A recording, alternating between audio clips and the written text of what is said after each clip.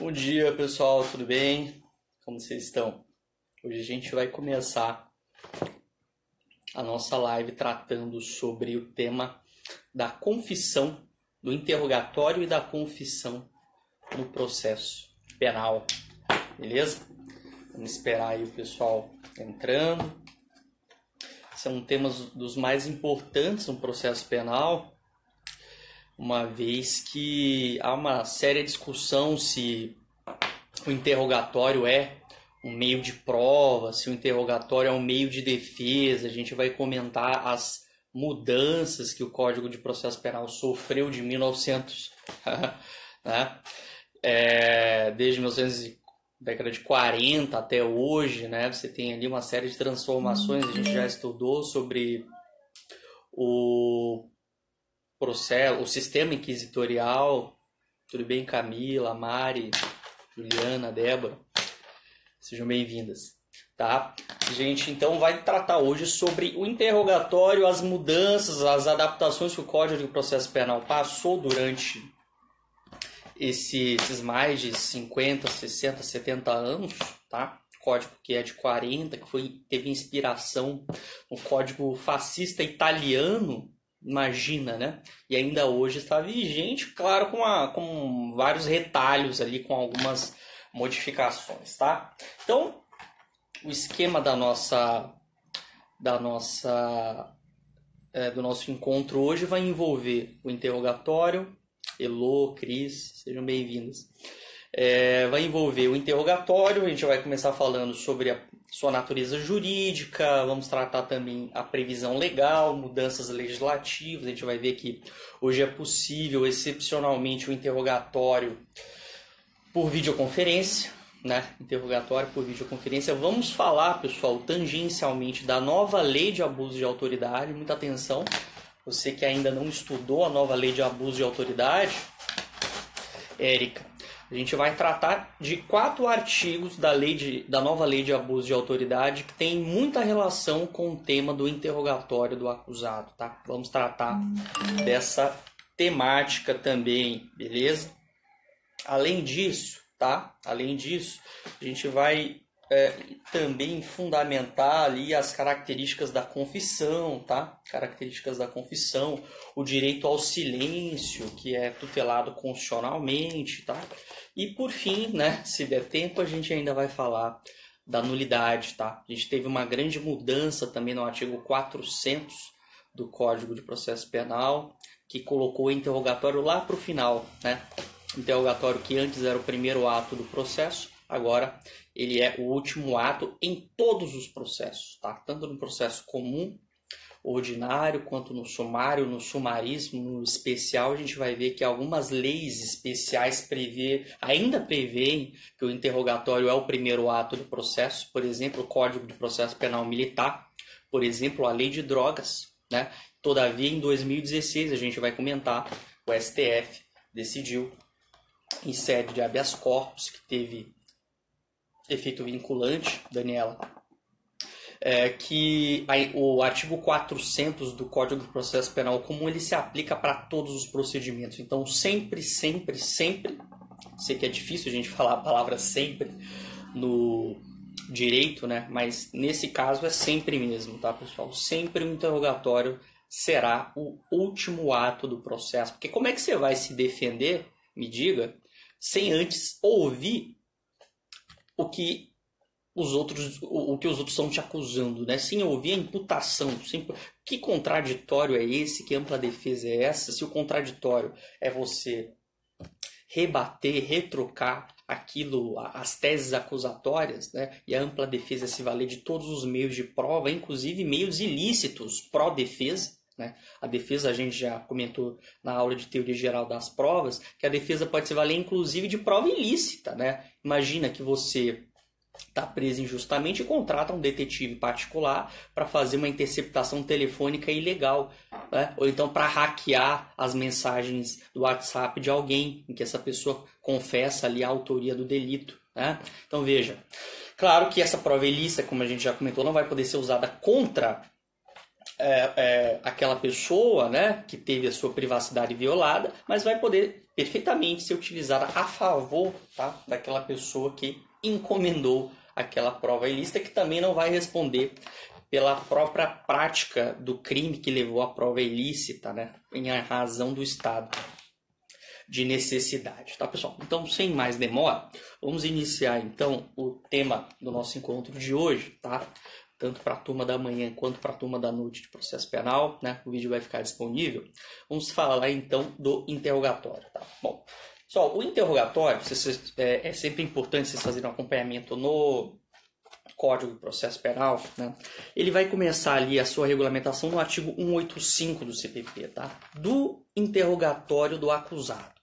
E aí vai começar dizendo o seguinte: o acusado que comparecer perante a autoridade judiciária no curso do processo penal será qualificado e interrogado na presença do seu defensor. Isso já diz muita coisa. Se a gente for fazer uma interpretação aqui, digamos, de cada trechinho desse artigo, a gente vai entender, vai ter algumas conclusões. Primeiro, o acusado que comparecer. Significa isso dizer que o acusado não é obrigado a comparecer, portanto, ao seu interrogatório. Por quê? Porque aí a gente entra na discussão: qual a natureza jurídica do interrogatório? É um meio de prova ou é um meio de defesa? Alguns doutrinadores mais progressistas vão dizer, inclusive, que o interrogatório ele é dispensável e, na verdade, é uma prerrogativa exclusiva da defesa, né? A defesa deveria ser, eventualmente, intimada para saber se quer ou não produzir um interrogatório. Na prática, né, em razão da previsão legal, o interrogatório é um ato que é marcado na audiência. A audiência de instrução ela é una, né, pessoal? Na mesma audiência, de preferência, você começa ouvindo, se possível, a vítima, depois testemunha de acusação, testemunha de defesa, pode ouvir perito, fazer a careação e, por fim, o interrogatório. Então, o interrogatório é uma faculdade processual que é conferida pelo juiz ao réu, tá? Então, se o réu não quiser sequer comparecer ao interrogatório, isso é perfeitamente possível.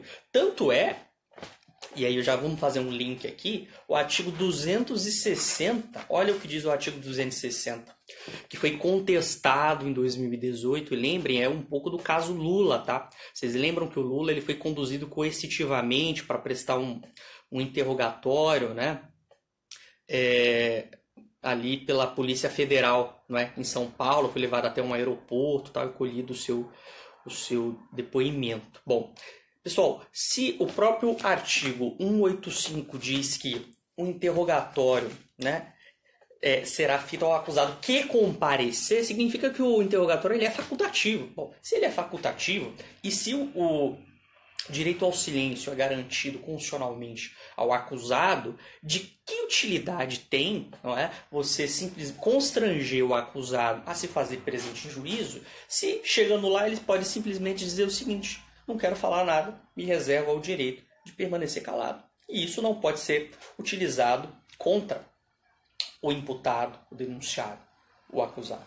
Então, não tem sentido. Tanto é que o artigo 260, que prevê a possibilidade de condução coercitiva, vejam lá, artigo 260 do CPP, se o acusado não atender a intimação para o interrogatório, poderá ser conduzido coercitivamente. E o STF, tá, pessoal, na ADPF, a Arguição de Descumprimento de Preceito Fundamental 395.444, entendeu que não foi recepcionado, tá, o trecho do artigo 260 que fala da condução coercitiva do acusado para interrogatório, tá? Para interrogatório. Então não pode o denunciado, o investigado, tá, ser conduzido coercitivamente para o interrogatório. Não pode, porque isso viola o princípio da vedação da autoincriminação, e isso na verdade constitui um mero constrangimento público, né?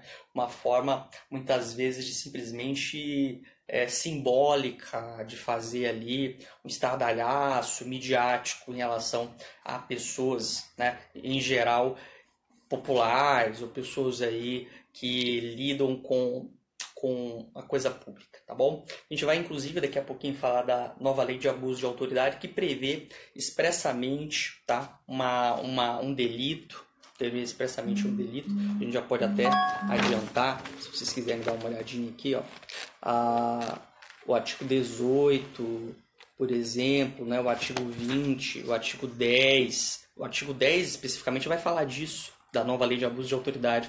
Decretar a condução coercitiva de testemunha ou investigado manifestamente descabida ou sem prévia intimação. A gente viu no encontro de ontem, a gente falou da prova testemunhal, a gente viu que a testemunha pode sim ser conduzida coercitivamente, caso ela não compareça após intimada, tá? Então é preciso intimar, você não pode mandar a polícia para a casa da testemunha se não teve uma prévia intimação certificada nos autos do processo pelo oficial de justiça. Portanto, o juiz, a autoridade judicial, ou a própria autoridade policial, o delegado de polícia, tá? Que leva a cabo uma condução coercitiva sem a prévia intimação, tá? Da testemunha, ele vai incorrer no crime do artigo 10 da nova lei de abuso de autoridade, beleza? Retomando aqui, pessoal, o artigo 185 do CPP, a natureza jurídica, como eu falei, alguns dizem que é natureza como meio de prova, tá? Portanto, interessaria ao juízo, tá? Uma forma de elemento de convicção, para a formação da convicção do juízo, portanto, seria um meio de prova, tá? E outros entendem que seria um meio de defesa, né? Seria uma forma de exercer o pleno contraditório pelo acusado. Só que o próprio Aury Lopes Júnior, né, que a gente sempre comenta em sala de aula, ele diz que uma coisa não exclui a outra, tá? Tanto é meio de prova quanto é meio de defesa, o interrogatório. Por quê? Porque as declarações do acusado podem ser extremamente relevantes, né? As declarações do acusado podem ser extremamente relevantes para o esclarecimento do caso penal, tá? Enfim, o juiz vai fazer um cotejo entre aquilo que o acusado diz, aquilo que as testemunhas disseram anteriormente. Inclusive, no interrogatório, o juiz vai poder fazer perguntas, né? Fazendo um contraponto ao que foi dito anteriormente pelas testemunhas, já que, como eu falei, não é? O interrogatório é sempre o último ato do processo, seja em que procedimento for, comum ou especial, tá? Veja, foi previsto em 2009 a possibilidade, tá, de videoconferência. Então, a possibilidade de videoconferência está prevista, foi uma inovação legislativa da Lei 11.900 de 2009. Só que vocês atentem que o interrogatório por videoconferência não é uma regra, tá? É uma exceção. Está lá no artigo 185, parágrafo 2º, você dá uma olhadinha, são 4 hipóteses em que cabe o interrogatório por videoconferência. Então a regra é interrogatório presencial. É optativo, né? É uma faculdade do acusado ir ou não ao interrogatório, mas ele deve ser preferencialmente, em regra, realizado de forma presencial. Excepcionalmente, 4 hipóteses. Primeira hipótese: risco à segurança pública, quando exista fundada suspeita de que o preso integre uma organização criminosa. Então imagine que o acusado ele figure como, né, denunciado por integrar a organização criminosa, né, vamos falar aí mais conhecida, PCC, Comando Vermelho, PGC em Santa Catarina, né? E aí então há um risco de fuga, há a possibilidade de que durante o trajeto ele, além de integrar uma organização criminosa, né, isso por si só já seria suficiente pelo CPP, ou há ainda o risco de fuga durante o traslado, tá, da penitenciária até a sede do foro. Bom, nesse caso seria perfeitamente possível realizar a videoconferência, então há a previsão de que nas penitenciárias haja uma sala específica de videoconferência. Qual que é o detalhe? É que há, neste caso de realização de videoconferência, a exigência de 2 advogados. É preciso que um advogado seja com o acusado, tá, lá na salinha, na penitenciária, tá, e há a exigência de um outro advogado acompanhando a instrução presencialmente, tá, lá na sede do foro. Então, no caso de videoconferência, o que se deve se atentar à exigência, necessidade de presença de 2 defensores, tá? Um defensor lá na sala de videoconferências na penitenciária e um outro defensor na sede do foro, tá? Lá na própria sala de audiências presencialmente. Uma outra hipótese de videoconferência é quando por exemplo, houver enfermidade grave, imagine coronavírus, imagine que o sujeito tá infectado com uma tuberculose, um coronavírus, ou algum problema de movimentação, né, de deambulação, também é possível, ou circunstância pessoal, ameaça de morte. Imagine que existe uma grande possibilidade de que o acusado venha a ter ceifado a sua vida, ele recebeu alguma ameaça, por exemplo, de um parente do acusado, que se ele comparecer ao foro, ele vai ter algum prejuízo à sua integridade física. Então será possível também realizar a videoconferência. Uma terceira hipótese, e aqui também excepcional, se a presença do acusado influir no ânimo da testemunha ou da vítima. Imagine que a vítima diz, ou a testemunha, né, que a presença do acusado causa intimidação. Então, nesse caso, atentem bem, a regra é, no caso de a vítima ou testemunha, tá, manifestar ali alguma intimidação com a presença do acusado, a regra é que quem tenha que ser ouvida por videoconferência é a vítima ou a testemunha, e não o réu, tá? Então, de preferência, essa vítima ou testemunha deve falar antecipadamente, né, se a presença do acusado lhe causa alguma espécie de intimidação. Claro que isso nem sempre é possível, ali em cima da hora é que isso é feito. Então, na prática, o que acontece é de o juiz retirar o acusado da sala de audiências, tá? Mas, obrigatoriamente, a presença do seu advogado, do advogado do acusado, tá? É obrigatória, sob pena de nulidade, tá? Então é possível retirar o acusado da sala de audiências em caso de alguma espécie de interferência no ânimo, né? Alguma espécie de intimidação da testemunha ou da vítima, tá? Uma percepção, nesse caso, pessoal. O juiz vai perguntar para a vítima ou para a testemunha se ela se sente intimidada, se ela não se sente bem na presença do acusado, portanto deve haver uma fundamentação, não é uma coisa automática, mas enfim, o juiz vai perguntar, a senhora testemunha, a senhora se sente bem na presença do acusado, a senhora se sente intimidada, né? No caso de o acusado, de a testemunha ou a vítima falar que tudo bem, tranquilo, o acusado permanece o seu advogado. No caso de falar que não se sente bem, então é retirado, tá? Tanto o acusado, tá? Tirado o acusado, mas o seu advogado permanece na sala de audiências, tá? E aí, a última das 4 hipóteses de interrogatório por videoconferência, previsto no artigo 185, parágrafo 2º do CPP, é quando houver uma gravíssima questão de ordem pública. Imagine, pessoal, que numa greve de policiais militares ou policiais civis, greve de agentes penitenciários, né? Greve da escolta, tá? Não tem nesse caso, uma forma de trasladar o acusado até a sede do foro. Então, nesse caso, excepcionalmente, também se admite a possibilidade de interrogatório por videoconferência, beleza? Veja, meus amigos, uma questão interessante também, como eu falei, do interrogatório ali por videoconferência é a obrigatoriedade de 2 advogados. Né, na sala ali de videoconferências do presídio e outro na sala de audiências. E muito interessante, o parágrafo 5º do 185 vai dizer que é garantido o direito de entrevista prévia e reservada com o seu defensor, inclusive com canais restritos de comunicação. Tá? Então não pode ser gravada, tá, aquela comunicação entre o seu advogado que está na sala de videoconferências no presídio e aquele que está na sala de audiências no foro, sob pena disso constituir prova ilícita, né? Prova ilícita, beleza? E interessante também a lei de abuso de autoridade. Faço mais um link com a nova lei de abuso de autoridade, o artigo 20 da nova lei de abuso de autoridade, que eu recomendo penhoradamente a sua leitura, não é?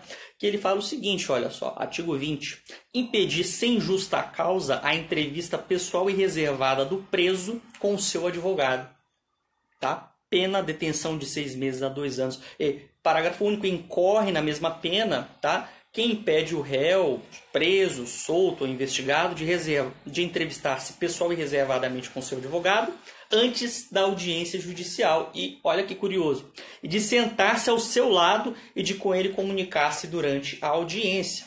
Portanto, constitui crime de abuso de autoridade a negativa de o juiz negar, ou no caso, se o interrogatório for na fase inquisitorial, o delegado negar a possibilidade de o investigado, de o acusado na fase judicial, ter uma entrevista reservada com o seu defensor antes do interrogatório, tá?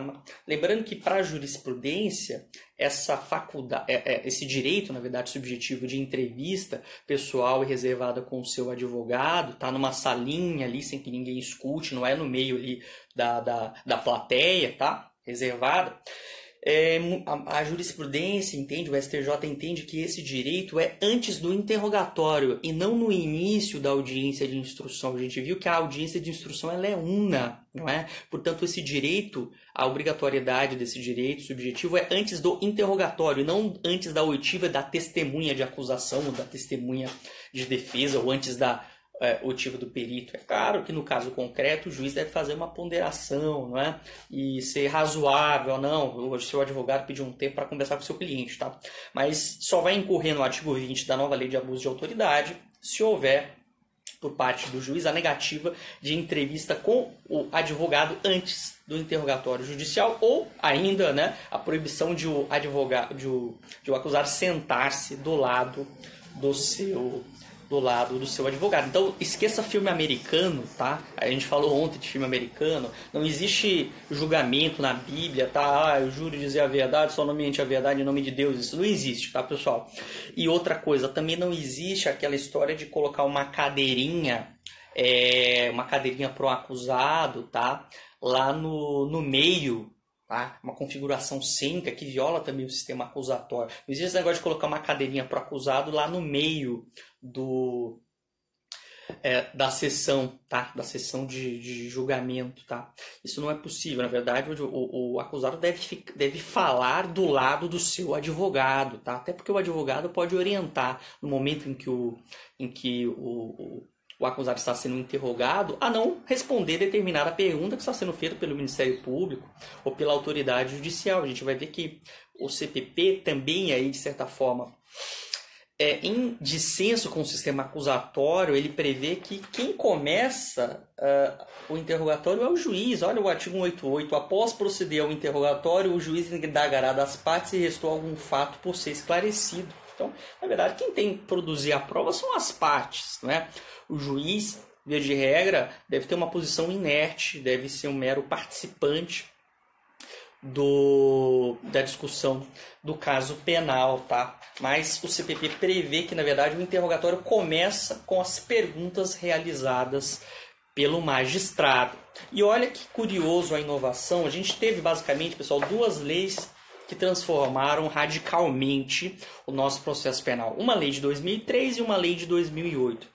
A lei de 2003, que foi a 10792, ela modificou o artigo 186 e o artigo 187 do CPP. Olha só. Primeiro, o artigo 186, que era tenebroso, né? Um artigo efetivamente inquisitorial. O artigo 186 dizia que o silêncio do acusado poderia ser usado contra ele, né? O silêncio do acusado poderia ser utilizado como elemento de convicção em desfavor do acusado. Então, beleza, você tem direito ao silêncio, mas se você não falar, eu vou poder utilizar isso contra você. Peraí, mas que contrassenso é esse, né? Então, claro, a gente já falou que o Código de Processo da década de 40 foi influenciado pelo Código Italiano fascista, não é? Daquela época. E aí, então, havia previsão no artigo 186 de que o silêncio poderia ser utilizado contra o próprio acusado. A Lei 10792 de 2003 mudou a redação do 186 e agora prevê exatamente o contrário. O silêncio, que não importará em confissão, não pode ser interpretado em prejuízo da defesa. Uma modificação extremamente importante. Por outro lado, o legislador, para variar, esqueceu de revogar o artigo 198, um pouquinho depois, que continua falando o contrário, continua falando o que falava antes do 186. Olha só, 198, tá? Marca aí no teu vale-meco. O silêncio do acusado não importa em confissão. Beleza, isso está previsto na Constituição, né? Mas poderá constituir elemento para a formação do convencimento do juiz. Peraí, a mesma coisa. Não pode, o acusado tem um direito ao silêncio, mas o juiz pode interpretar o seu silêncio desfavoravelmente à defesa, não tem sentido. Então, sem dúvida alguma, essa parte final do artigo 98, que diz que o silêncio pode ser um elemento de convicção do juízo, ele não foi recepcionado pela Constituição. Agora, pessoal, um detalhe importante, no júri a gente sabe que prevalece, que a gente falou ontem, né, dos 3 sistemas de valoração da prova, sistema da prova tarifada, em que a confissão era a rainha das provas, que isso não é mais concetâneo, não se coaduna mais com o nosso sistema acusatório. Temos o sistema da prova, sistema de avaliação da prova como livre persuasão racional, livre convencimento motivado do juiz, que é a regra para o juiz togado, para o juiz do direito. E aí a gente tem o sistema da íntima convicção do juiz leigo, do jurado. A gente sabe que o jurado não precisa motivar a sua decisão. Eu posso simplesmente condenar o sujeito porque eu não gostei da camisa dele, porque eu não gostei do óculos dele, porque eu não gostei do cabelo dele, porque eu não gostei da cara dele, porque eu não gostei da tatuagem que ele usa. E não preciso motivar isso. É o que na criminologia, Léo, a gente chama lá o Barata, vai denominar de meta-regras, ou second code, que são exatamente aquelas regras não escritas, São aquelas presunções, aqueles preconceitos, o senso comum teórico, como dizia o Vará, que é utilizado ali no momento do julgamento, tá? Não, de forma não expressa, mas que vai levar a uma interpretação diversa daqui efetivamente levaria, tá, uma outra interpretação racional da matéria. Então, bom, é claro que há sempre, ninguém é uma tábula rasa, a ideia de ciência livre de valores, que os positivistas falavam. Eu gosto de um termo que traduz bem, o alemão, via de regra, ele tem termos muito concisos e às vezes numa palavra só eles dizem muita coisa, E tem um teórico, um sociólogo brasileiro, mas radicado na França, o Michel Lévy, que ele utiliza para conceituar o positivismo um termo em alemão que é impressionante, de tão resumido e de tão complexo, que é Wertfreiheit. Positivismo é ciência livre de valores. Diz muito, A ideia de que é possível uma teoria pura do direito, sem valoração, sem conteúdo axiológico. Bom, a gente sabe que isso é conversa para boi dormir, A criminologia crítica desmentiu muito bem essas afirmações. Mas veja, o silêncio é um direito do acusado? Sim. Agora, no júri é complicado, A gente sabe que no júri é uma causa de nulidade você utilizar o silêncio em desfavor do acusado, tá? Mas os jurados são leigos. E aquela história, na linguagem comum, quem cala consente. Então, se quem cala consente, na linguagem comum, você não vai dizer, pessoal, senhores jurados, pelo Código de Processo Penal, pela Constituição, todo mundo tem direito ao silêncio, garantismo jurídico de Ferraioli, um grande italiano. Bom, beleza, mas se as pessoas não tiverem ali, os jurados não estão obrigados a seguir essa orientação. Portanto, ainda desta forma, o silêncio pode, intrinsecamente constituir uma meta-regra, uma regra não escrita no caso do júri, mas não aqui no caso dos demais processos que não envolvam crimes dolosos contra a vida, tá? E aí, uma outra modificação dessa lei de 2003, como eu comentei, pessoal, foi a revogação do artigo 187, E aí, a revogação com uma nova redação, O artigo 187 dizia que o defensor não podia intervir no interrogatório do seu cliente, Olha que coisa. Antes de 2003, o defensor, o advogado do réu não podia intervir no interrogatório do seu próprio cliente. Então, quem fazia a pergunta exclusivamente o magistrado. Aquela ideia do professor Jacinto Coutinho, gestão da prova, o juiz que tem, nesse caso, o inquisidor, aquele que dá início, que persegue a prova, que dá início à prova, que produz a prova de ofício. O interrogatório era exclusivamente um meio de prova à disposição do magistrado. Só o magistrado fazia perguntas.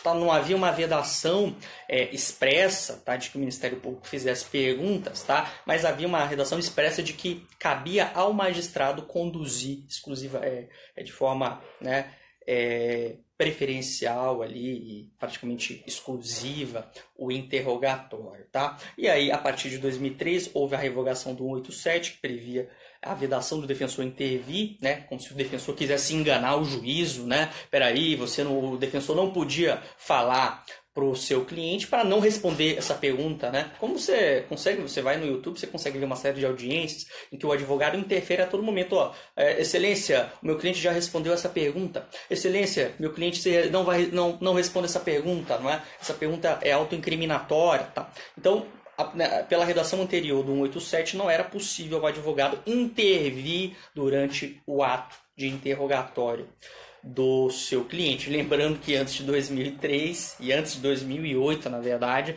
o interrogatório era o primeiro ato do processo. Então, veja, antes de saber o que as testemunhas de acusação e de defesa, o que os peritos diziam, o acusado era interrogado de pronto e sem a possibilidade de o seu advogado intervir, orientá-lo durante o interrogatório, né? Imagina que sistema processual a gente tinha, né? Antes de 2003, antes de 2008.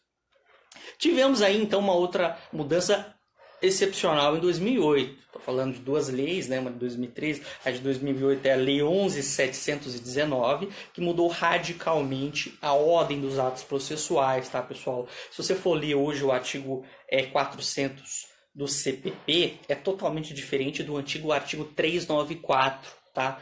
Originário lá do nosso Código de Processo Penal. O que dizia o nosso artigo originário 394 do Código de Processo Penal? Dizia que, na verdade, o interrogatório era o primeiro ato do processo. Recebida a denúncia, o juiz citava o acusado, tá? E ele era, então, interrogado, tá? E aí, só depois do interrogatório é que ele oferecia uma sua defesa, tá? Então a defesa era depois do interrogatório, mas que maluquice era essa? Uma defesa depois do interrogatório? Doideira, né? Então veja como o sistema andava bem longe de ser acusatório. E isso não é 20, né, 50 anos atrás, né, pessoal? Até pouco tempo atrás, imagina, 12 anos atrás, até 2008, o interrogatório não era o último ato do processo, né? E interessante, eu queria que, já fazendo um link com o artigo 400, tá, pessoal?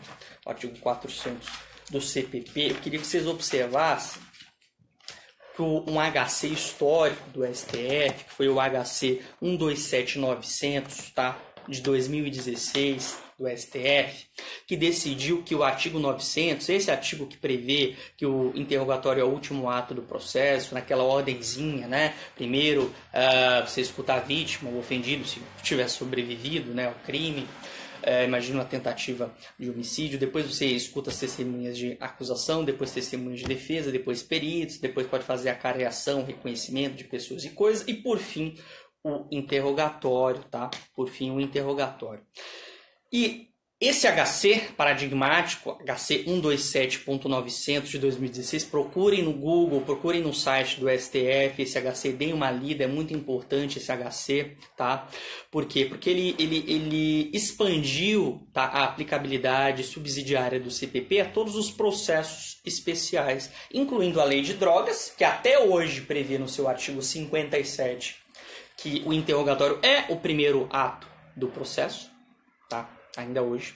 E o artigo 302, que foi o caso concreto do HC, o artigo 302 do CPPM, do Código do Processo Penal Militar, ainda hoje prevê, tá, que após o recebimento da denúncia, haverá o interrogatório, tá? Haverá o interrogatório, beleza?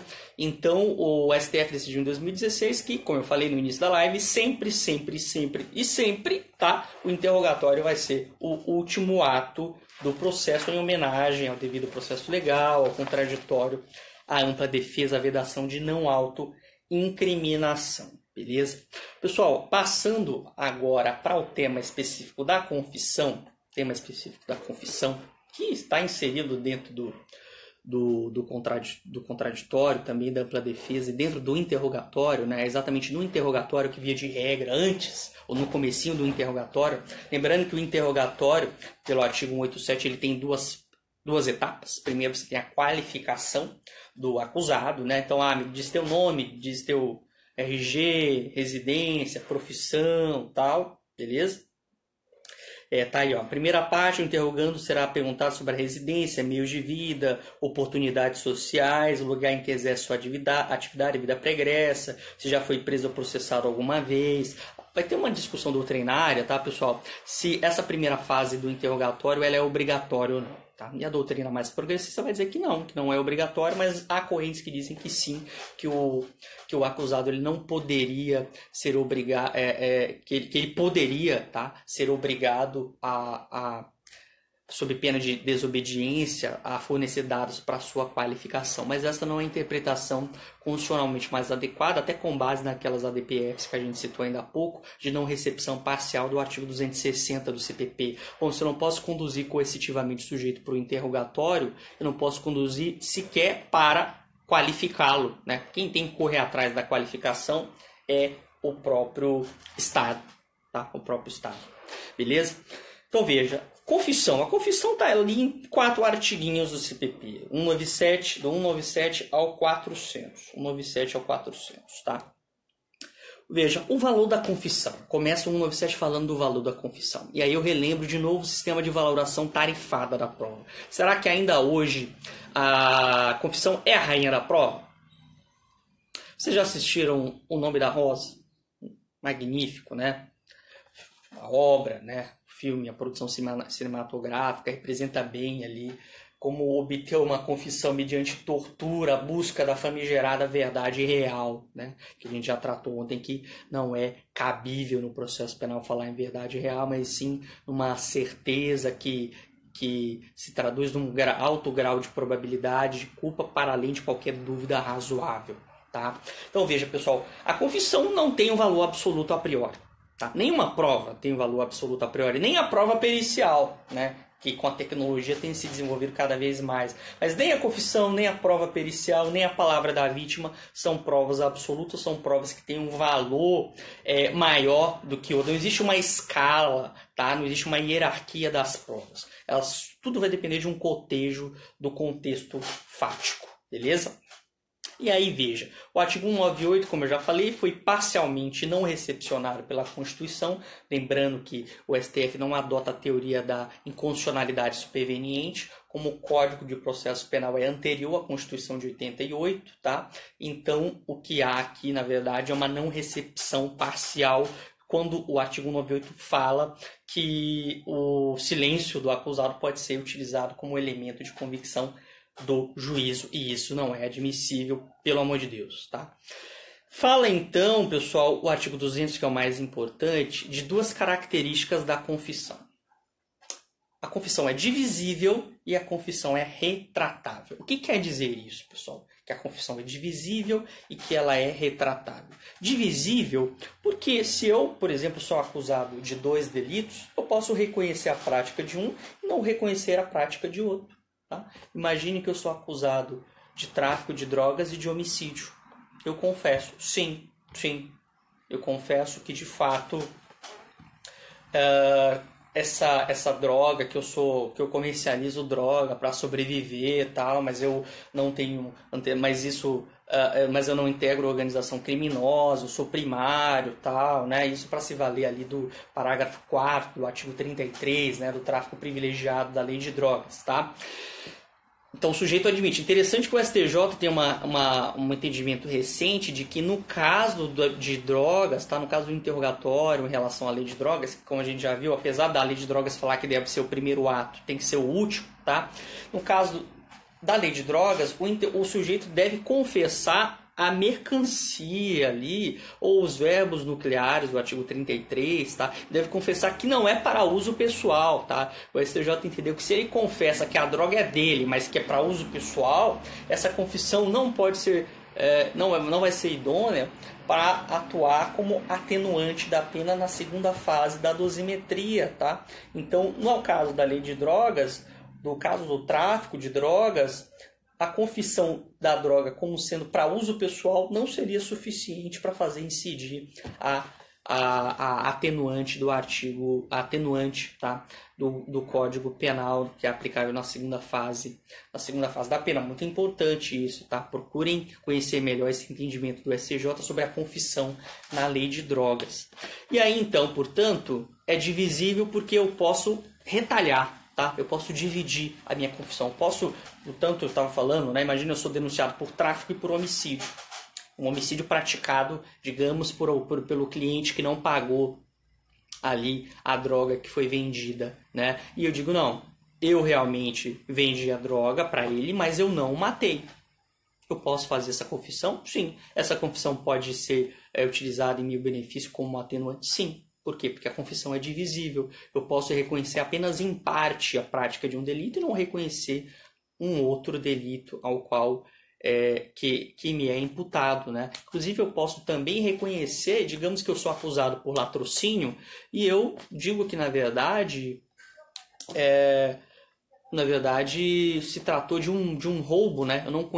Eu reconheço o latrocínio em si, reconheço o roubo, ou digamos, num caso de um homicídio, em que eu falo que, na verdade, a minha intenção não era a de matar, que na verdade era de subtrair o patrimônio, tal, beleza? Então é divisível nesse sentido, porque eu posso retalhar, posso fazer apenas em parte o reconhecimento da minha culpa, tá? E ela é retratável. Retratável por quê? Porque eu posso desdizer aquilo que eu disse. Pessoal, muito comum o uso, tá? Geralmente, né, da confissão que se dá ali na fase inquisitorial, na fase do inquérito judicial, ser utilizado em juízo. Então chega lá o promotor, não é? Ou o próprio juiz, pergunta, o senhor na fase... Eu vou ler aqui o seu depoimento na fase inquisitorial, lá no inquérito. O senhor lá reconheceu, né? Teve até um caso concreto que eu atuei, em que o sujeito na fase inquisitorial, ele disse que... Ele afirmou que o coautor do delito, né? Ele também estava sendo acusado, né? De ter tentado matar uma pessoa, ele falou que na verdade não foi ele e que todo mundo dizia no bairro que o mandante era um fulano de tal, que tinha um apelido tal, que tinha uma tatuagem, digamos, no braço esquerdo, tá? Que enfim, tinha uma série de características ali. E aí depois na fase judicial ele falou, não, eu menti lá no inquérito, tá? Menti, na verdade essa pessoa não tem esse apelido, né? Não sei quem é essa pessoa, várias pessoas têm esse apelido, né? Ou, por exemplo, essa pessoa não tem essa tatuagem, tá? Tá, mas como é que você sabia que essa pessoa, você falou lá que ela tinha uma tatuagem no braço esquerdo e tinha esse apelido, agora você está dizendo que todo mundo tem esse apelido, que essa pessoa não tem essa tatuagem, como assim, tá? E aí é que entra a súmula 545 do STJ, tá? Já se encaminhando aqui para o final da nossa live. O que diz a súmula 545 do STJ? Que toda vez que a confissão for utilizada como elemento de convicção do juízo, tá? A confissão, tá, pessoal? Não o silêncio. A confissão pode ser utilizada como elemento de confissão do juízo, ainda que o réu tenha se retratado e se desmentido. Mas imagine que nesse cotejo probatório, lá no inquérito o sujeito deu o nome, o endereço, tatuagem, sinal físico, todas as características do corréu. Quando chegou em juízo, falou que nunca tinha visto, que todo mundo tinha aquele apelido que ele inventou. Bom, em cotejo com outras provas testemunhais, se demonstrou que havia sim indícios precisos, suficientes, de que talvez aquele denunciado era aquela pessoa que foi chamada ao processo, beleza? Então, nesse caso, se o juiz tivesse levado em conta, tá, essa confissão retratada, né, que foi em que o sujeito se retratou em juízo, ele falou uma coisa no inquérito, depois falou outra coisa em juízo. Ainda assim, se o juízo, considerando essa confissão no inquérito e o testemunho de outras pessoas, né, que confirme que na verdade era assim, o autor foi sim aquela pessoa que tinha aquela tatuagem, que tinha aquele apelido, tá, que morava naquele determinado endereço, o juiz utilizando isso como elemento de convicção, obrigatoriamente, tá, deve ser aplicada a atenuante do artigo 65 do Código Penal, tá? Da confissão espontânea. Lembrando que a confissão ela tem que ser espontânea, não voluntária. O que é qual que é a diferença da confissão espontânea para a confissão voluntária, né? Melhor dizendo, né? Você tem a seguinte situação: ela tem que ser voluntária e não, melhor dizendo, o contrário, né? Ela tem que ser voluntária e não espontânea. O que seria uma confissão espontânea? Ela partir do próprio sujeito, né? Bom, não se exige que a confissão parta do próprio sujeito, não precisa ser espontânea, tá? Aquilo que parte de si. Por quê? Porque no início da audiência, quem estagia na área, quem já foi assistir a audiência e tal, já viu que, na verdade, muitas vezes é o próprio juiz que meio que induz, se você aí confessar, tá, você não é obrigado a falar nada, tá, mas se você confessar, isso, inclusive está no 86, né, essa indicação de que o acusado deve ser informado pelo juiz que tem o direito de permanecer em silêncio. Via de regra, ele é instado pelo juiz, às vezes pelo promotor, tá? A confessar. E essa confissão deve ser voluntária, ou seja, sem coação. Deve ser voluntária, não espontânea, tá? Corrigindo o que eu falei ainda há pouco. Ela deve ser voluntária, ela não precisa ser espontânea, ou seja, não precisa partir do sujeito a ideia, tá? Ele pode ser ali levemente, tá? Instigado, né? Pelo juiz sobre os benefícios da confissão. E se ele voluntariamente, ele não pode ser coagido, tá? Eu até lembro, retomando aqui mais uma vez a lei anticrime, olha que curioso aqui, o artigo 15 da nova lei anticrime, não, da nova lei de abuso de autoridade, né? Tanta lei nova em 2019 que você fica maluco, né? Se nosso legislador não para. Veja, pessoal, o que diz o artigo 15 da nova lei de abuso de autoridade? Constranger a depor sob ameaça de prisão pessoa que, em razão de função, ministério, ofício ou profissão, deva guardar segredo ou sigilo. Aquilo que a gente falou ontem, a testemunha. Você obrigado um advogado, o ex-advogado do réu a testemunhar contra ele, obrigar o psicólogo do réu a testemunhar contra ele. Isso é abuso de autoridade, artigo 15. Mas também, diz lá o parágrafo único do artigo 15, que constitui crime, não é? Incorre na mesma pena, constranger a depor sob ameaça de prisão pessoa que tenha decidido exercer o direito ao silêncio ou uma pessoa que tenha optado por ser assistida por advogado, né? Então, se eventualmente ali o delegado na fase inquisitorial ou o juiz fala, não, eu vou te ouvir aqui sem advogado, mesmo que você fala, não precisa de advogado, coisa nenhuma. Isso é abuso de autoridade e no caso do interrogatório em juízo é uma prova nula, porque a gente falou ainda há pouco, é obrigatório sempre a presença do advogado. Se for por videoconferência, excepcionalmente naquelas 4 hipóteses, tá? Então deve ter 2 advogados, um junto com o acusado lá no presídio, na sala de videoconferências, tá? Até para resguardar ali a voluntariedade do depoimento do seu cliente, e outro advogado acompanhando a sessão na sede do foro, beleza? Então o artigo 15 da nova lei de abuso de autoridade incrimina a conduta do juiz que constrange a depor o acusado, tá sob ameaça de prisão, mesmo ele querendo manter direito ao silêncio. Tudo isso para falar sobre a questão da confissão, que ninguém pode ser constrangido a confessar, tá? Quer dizer, pode ser convidado, né, a confessar, abordando ali os benefícios dessa confissão, beleza? E aí, por fim, tá, pessoal, eu finalizo sobre essa questão do artigo da súmula 545 do STJ, tá, de que é obrigatória a atenuação da pena caso a confissão, ainda que retratável, né, seja utilizada como elemento de convicção.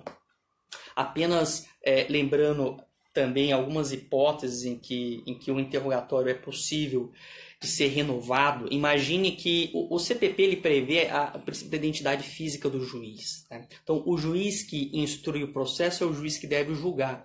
Isso tudo porque facilita deveras, né, o julgamento e a busca por uma pretensão de justiça, que o juiz que acompanhou a instrução, portanto, tem conhecimento, né, ouviu todas as partes, conhece as provas dos autos, é que realiza o julgamento. Porque um juiz que caiu de paraquedas, que não assistiu nenhuma audiência presencialmente, nem os vídeos, imagine, gravados, e aí vai lá e julga o caso. Não tem condição, né?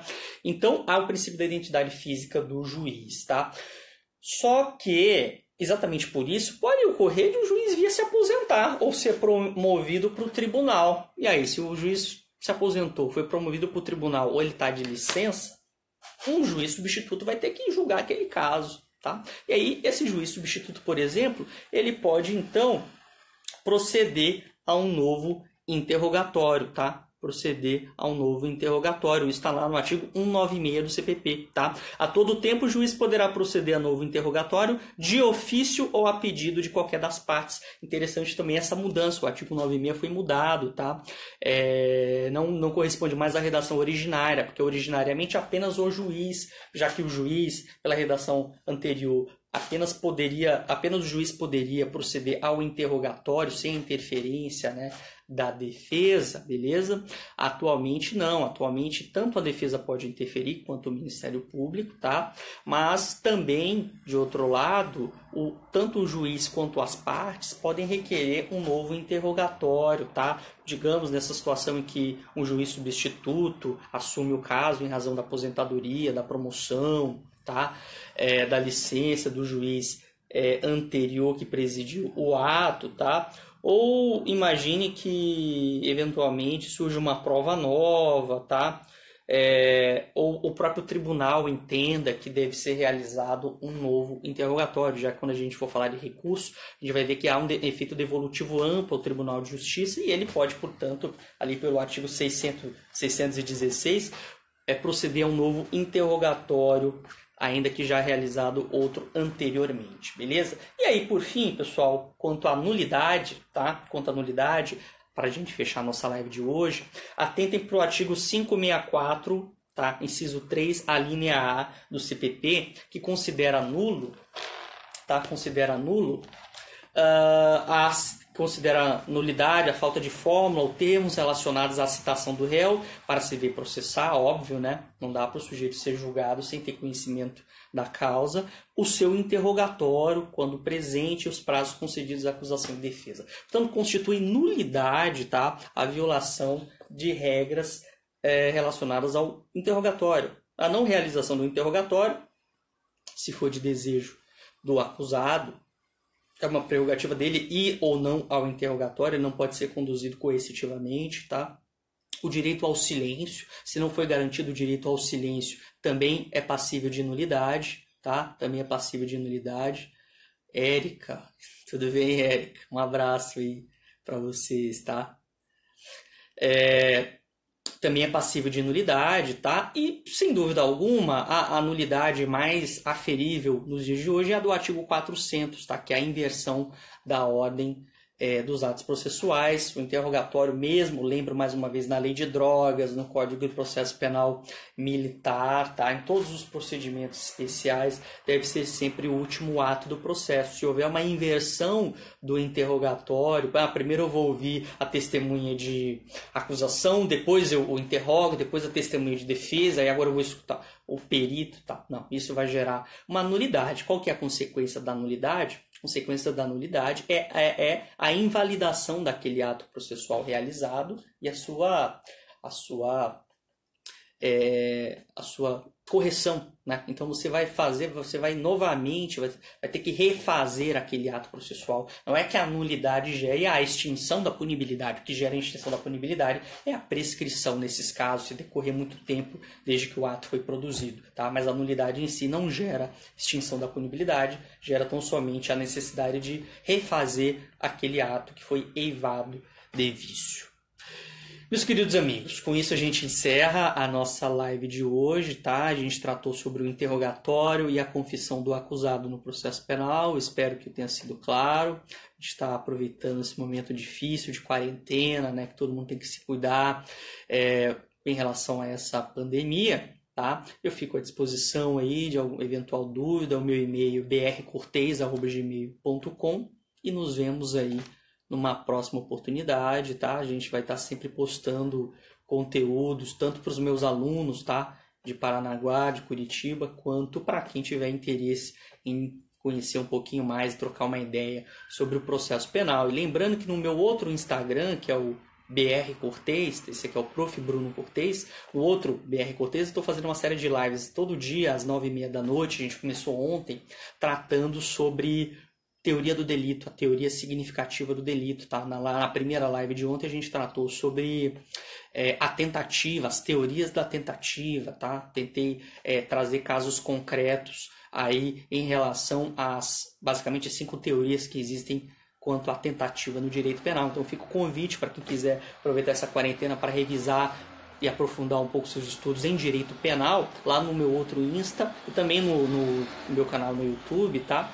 Lá no Insta BR Cortez, no meu canal Bruno Cortez no YouTube, vocês vão encontrar todos esses vídeos, inclusive esse aqui também, beleza?